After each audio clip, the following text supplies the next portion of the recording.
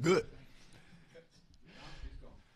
All right, Standard, how is install progressing? Are you on pace with your install so far? Yes, we're on pace. We got a lot of our defense in. The June and July really helps us, kind of be further along than we were in the past. And so we got a lot of defense in. And now we got to now we're still installing, right? But then you got to slow it down so guys are not thinking so much so you can continue to evaluate them. But we have a lot of our defense in. Okay, and then kind of a two-parter. Your top takeaways from Saturday's scrimmage. And then, I'll finish the second part. Yeah, so Saturday scrimmage, what we got to do defensively as a whole is just start fast. Got to start a lot faster. Our twos started off, and we didn't start off like we should, right? Not to our standards. The ones go out there and they get a 3 and out, and the next drive was a 4 and out, and then on the third down, it was a 3rd and 16, and we gave up an explosive pass. So we got to do better there. Our energy and how you scare offenses is not about the play calls. It's just people just smothering the ball. Right, so we have to get to the ball like our life depends on it every snap, no matter who's out there. The 1s, 2s, 3s, 4s, it doesn't matter. It's just a standard of defense when we go out there. So that's what I got out of it from my seat. Just everybody from top to bottom, like straining to the ball like your life depended on it. Now we did a really good job in the red zone. We did a really good job in 2-minute, third down, and all that stuff. But we have to start faster. Our job is to get the ball back to our offense so they could go down and score. So. Yeah, that's what we got to do. All right, finally, do you feel like overall you got more pieces to find places for on the defense this year? We have more pieces. We have a lot of ingredients, right? And we have to cook the meal. We got to put the ingredients in the right spot for the meal can be right. But we have the ingredients. Now we got to make sure, it's not mildew, right, or it's not spoil. What that means, if it's not our standard. If they're not getting to the ball, they're not playing a physical brand of ball, that's not part of our ingredients. So we have the right pieces. We just have to put it all together. So it's been a good deal. Other than Sori and Dix, who are some of the linebackers if you played Alabama A&M today or tomorrow? Who'd be some of them that go in pretty fast? Hopefully all of them. How many do you think you'll be playing in a game this year? Normal game. You know what? We usually rotate 4 or 5, depending on the personnel. They come out in 12 personnel, 21 personnel, putting an extra Sam backer in the game. Sori and Dix, Shaw has been really good, and Andrew Harris has been really good. Trent Welling has been a really good get for us out of the portal. A guy that has a lot of experience, a guy that's going to be able to play special teams for us, a guy that's going to be able to help us on defense. And then you got Wyatt Simmons that's continued to blossom. See, the thing about Wyatt, he got redshirted last year. Then we started spring ball. He had the hamstring. So now you're getting to see him get more reps. He's a guy, man, he goes he goes hard and plays the right way. So we have some good guys there, good nucleus of guys. And then you got Tavion Wallace, who's a true freshman, that's out there, and he's playing with the older guys and doing some different things there. So we have some good pieces in the linebacker room. Kind of hit on my second question, but Wyatt Simmons, I write for the Cersei paper. He's from there. Just talk about his progress. I know it set him back with the injuries, like you said, and stuff. Right. But how much has he progressed this fall? Really, he's doing really well out there. He's doing some really good things. He runs to the ball. Great effort guy. Great human being. Let's start there. Great human being. He's been a really good player for us. He's picking up the system, and he's a guy now. He's not laying down for nobody. You're gonna have to beat him. Right, you're gonna have to he's a tough kid, a tough-minded kid, a great effort kid, and a kid that's just fun to be around. Talked about Andrew a little bit. Sam said in the spring that he doesn't know how a linebacker can move up the depth chart without doing full tackle, and said ever since put pads on, he realized that Andrew hits like a truck.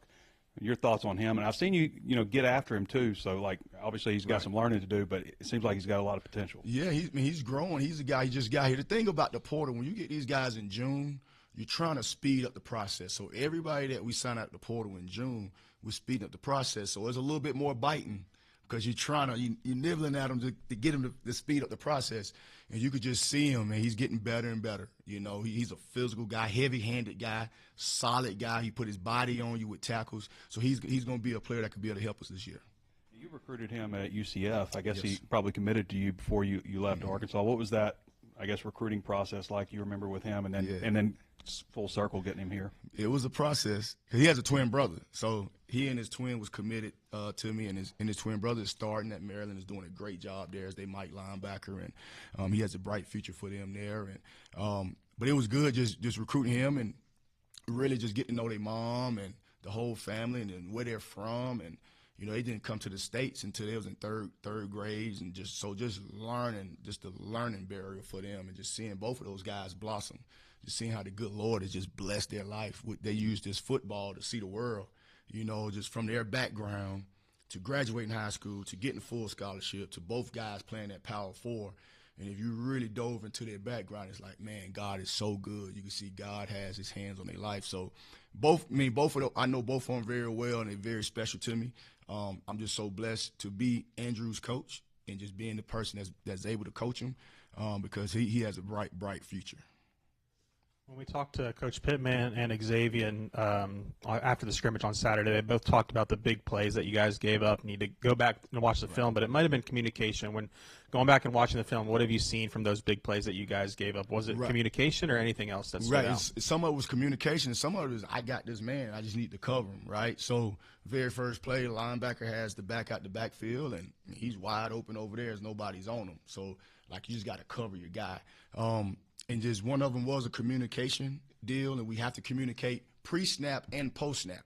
The pre-snap is, hey, alert, push, or banjo, or whatever our bingo, whatever our verbiage is pre-snap. And then once the ball snap, you have to talk again. So you just can't talk pre-snap and not talk post-snap. So, okay, post-snap, push. So you have to be able to communicate. You can't be out there just standing around and they snap the ball and, oh, what I got. It has to be a pre-snap communication and a post-snap communication. We saw a lot of three linebacker work during the spring, and when we get to watch fastball, it's been pretty much that 4-2-5 base. So I'm just curious, how has the three linebacker looks been coming along? And maybe if you want to play more of that, do you have to find more guys for the position than maybe you did last year? No, we have them. It's just like now that you're out there, it's just the install, the days of the install. A lot of that stuff is coming. We got so much more defense that we're going to put in, but it's a schedule of like your install. So we're going to be multiple. You'll see three linebackers out there. You may see three high safeties. You may see a 3-4. We got a lot of different things. Like today, we had a different blitz package, different guys rushing. You know, just okay, who was our guys that could give us juice? So we could just play coverage and not blitz. So it's different personnel that we putting in, but as far as the installation schedule, we're not there yet. Last one for me. Coach Pittman has talked a lot about wanting to force more turnovers this year. I know for the defensive side, a lot of that can be luck sometimes, but how can you guys make sure, doing your part to try and force more turnovers? What has the focus been on that? You know what? We need to force more turnovers. We need to get more sacks. I think what's going to really help us is our length. We got better length in the back end on that. All four guys have length, so the tip balls, different things like that. It's okay if it's a quarterback and it's just a three-step drop. D-line has to get their hands up because you're not getting a pass rush. So we got to get their hands up and get more tip balls. We doing more deny the ball coverage as well. So that's where you get the turnovers as well. So we'll be able to rush four and then be able to play deny the ball. We'll be able to blitz and deny the ball. So we got some different things because we got some different skill set guys in our room. So being able to be multiple, being able to be aggressive, so you can get those turnovers. Sam was saying that you had free reign to call whatever you wanted in Saturday's scrimmage. What were some of the main packages that you were wanting to throw at the offense? We just wanted to keep it. We wanted to keep it basic as we could do, right? So you can evaluate. So because it's hard to evaluate, and guys are thinking about the whole playbook that you install. So we just try to keep it as basic as possible, but still being able to have enough bullets to different situations so you can evaluate. How do you think you executed that? Solid at some parts, depending on when you ask me the parts of the game. Like at the beginning, like you said, we was some busted coverage deals, and then once we got our cleats in the grass, we was a lot better. And Sam was talking about how the pass protection has been really good. What do you want to see better from the pass rush? Get to the quarterback. We got to identify the speed. We got to identify, okay, who can give us that pass rush? And our offensive line is pretty good, but can we get there with 4, or do we need to send more than 4, 5, 6? What do we have to do to get back there, to get the quarterback off his mark? I have a couple of defensive line questions for you. We've heard a lot about Justice Boone from guys, right, coaches and players the last couple of days. Just What has he done well in the fall? I mean, Pittman talked a little bit about how he felt like it took him a little while to kind of feel like a real member of the team. Yeah, he's been growing. Like, he's a guy, if you really look at it, Cam and Justin, they really have SEC experience up front. You know, Ingraford played a little bit last year, and Danny, but guys that really have a lot of time on task, that is Justin and Cam. You know, and Justin is coming along, and he's one of the guys. Okay, how can we get our best 11 on the field? Is he the buck? Is he the end? Like, what is it? So we're gonna find a way for him to get on the field. He continue to progress and continue to help us. We're gonna find a way for him to get on the field. In the spring, when we talked to you about Quincy Rhodes, you said you wanted him to be Quincy and not try to be Landon Jackson. Do you feel like he's embraced that, and what do you feel like Quincy's identity is? Quincy, I tell all our guys, man. I was talking to the linebackers about this. Like everybody in this room is special. Everybody looking at me right now. Like, the good Lord made you for a reason. Man, don't give away that gift trying to be somebody else. Just be you. So Landon has done great things, and he's going to do great in the NFL, and Quincy going to do great things, and Cam going to do great things. And, like, the good Lord made all of us individuals for a reason and gave us a gift. So we got to make sure we use the gift that he gave us, you know. So don't misuse that gift by trying to be somebody else. So that's my word to the guys. Staying on the defensive line, I want to ask you about David Oakey. You know, he's a guy that he was banged up a little bit during the spring. What does he bring to the table, and kind of what do you need to see out of him, you know, the rest of the fall? Yeah, he bring experience, played a lot of ball, played a lot of ball. So just need him to continue to pick up the system, you know, continue to grow, and Coach Adams continue to get him understanding the system. But he's a guy that brings a lot of experience for us. From the scrimmage, I'm curious, after you went back and watched the film, was there anybody that you saw like, hey, this guy ran with the threes, but he did so well, we need to give him a look with the twos? Or a guy that ran with the twos and, hey, we need to give him more looks with the ones? Anybody make a move in the scrimmage? We don't really, like, it's going to be moves. Let me say that. But it's not really 1, 2s, and 3s. Like, it could change today, it could change tomorrow. Like, we were talking about Andrew moving up. So it's forever fluid. Is nothing that's just constant for us, because you can be with the ones, with the 2s, 3s, with the 2s, or whatever. So it's forever fluid. So I think it's some guys that did some good things, though.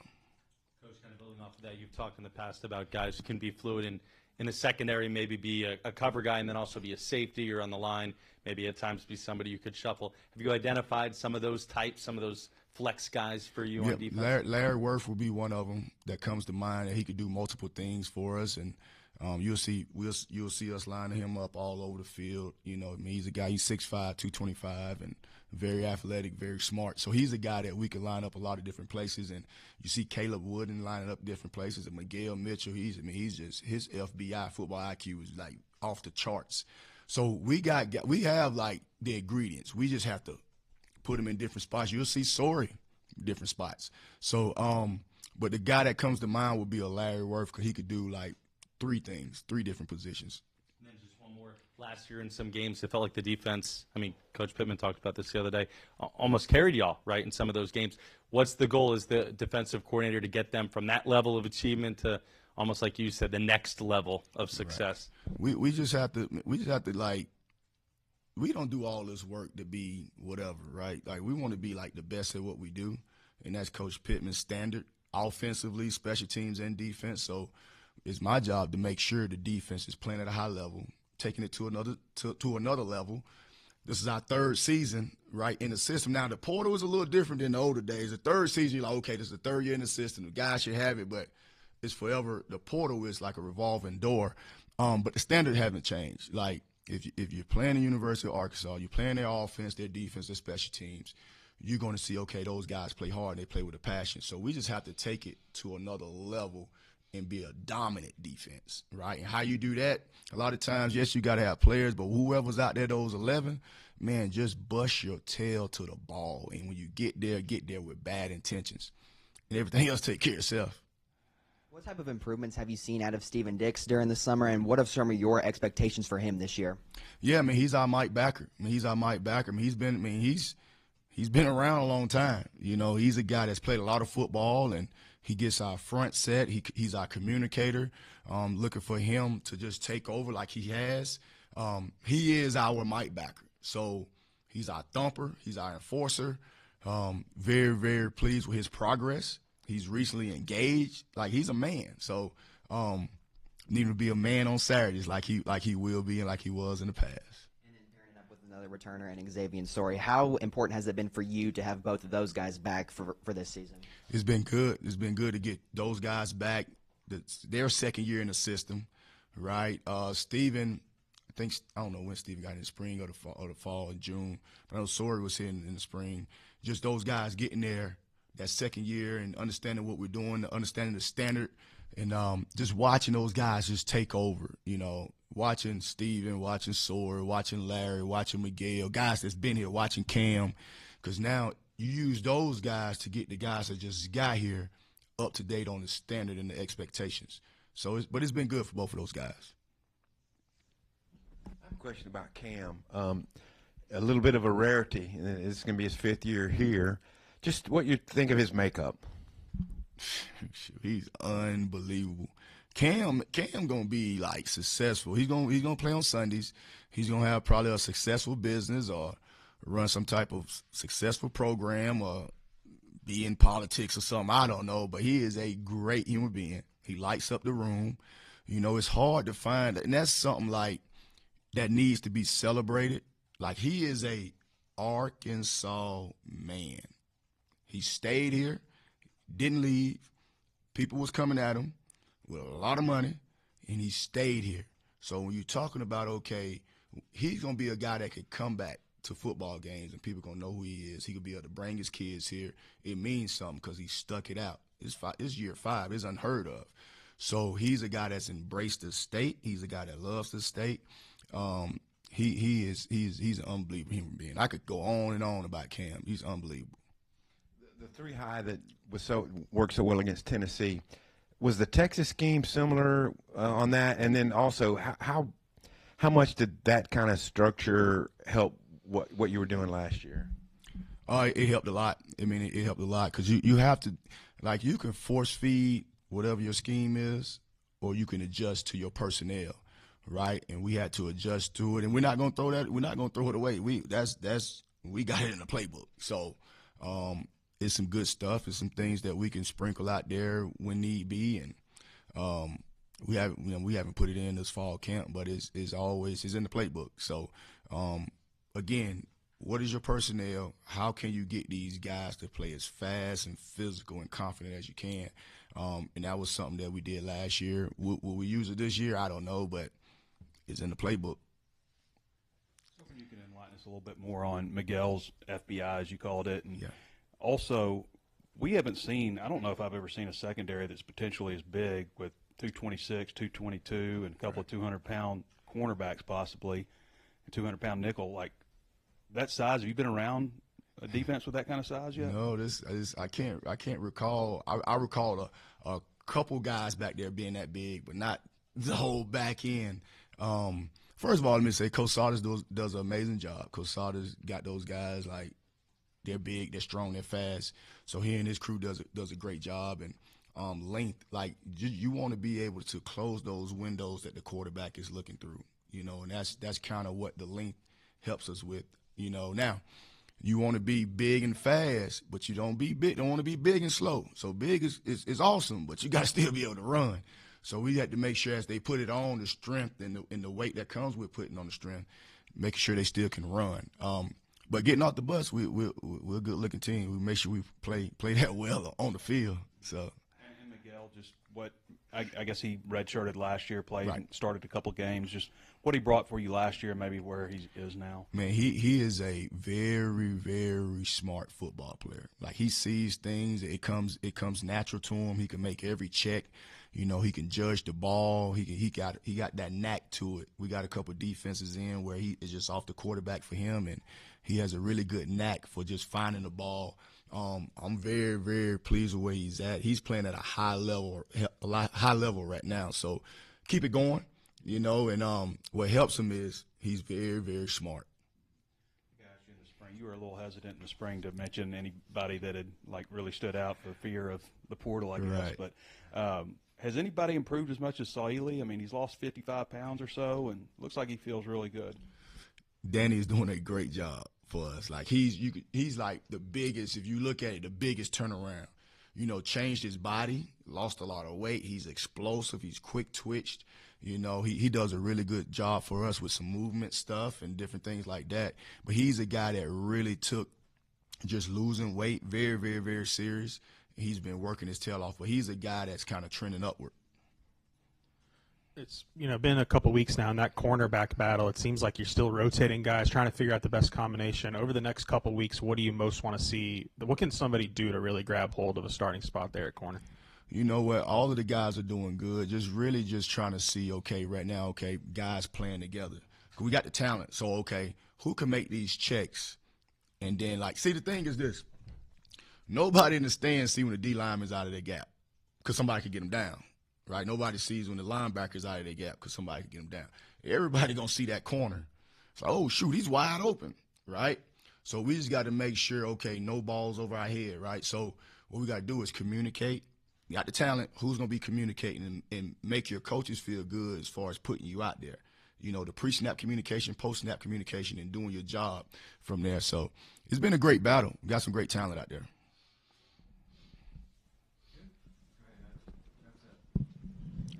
Coach, you mentioned Andrew Harris and his brother moved to the U.S. when he was in third grade. You've also got David Oki, Frank Mulipola, and guys in the U.S. on the offense side, Poshka and Rohan Jones. Just curious, what's that like as a coach, having different guys from around the world?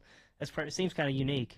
Yeah, it's pretty cool. The fun part is seeing those guys that's from all over the world is seeing just how happy they are. You get around Frank, Frank just a happy kid, is happy to be here and gives great effort, and all those guys, and just seeing what football can do to someone's life. It can change your life, man. So just happy to be around him. And the good thing about coaching is you're grinding. It's football, and you just breathe for a second and get to know these kids, right? And we've done an awesome job with our head coach, Coach Pittman, making us get to know the guys, right? Because you could coach them hard if you know them and they know you care about them. So it's been being intentional about understanding these kids and understanding where they're from and what makes them tick and all of that stuff. So, but it starts with our head coach and him being intentional and letting us know, make sure you know these kids, make sure you care about these kids, and then from there you could coach them hard. Coach, appreciate you. Awesome. Thank y'all.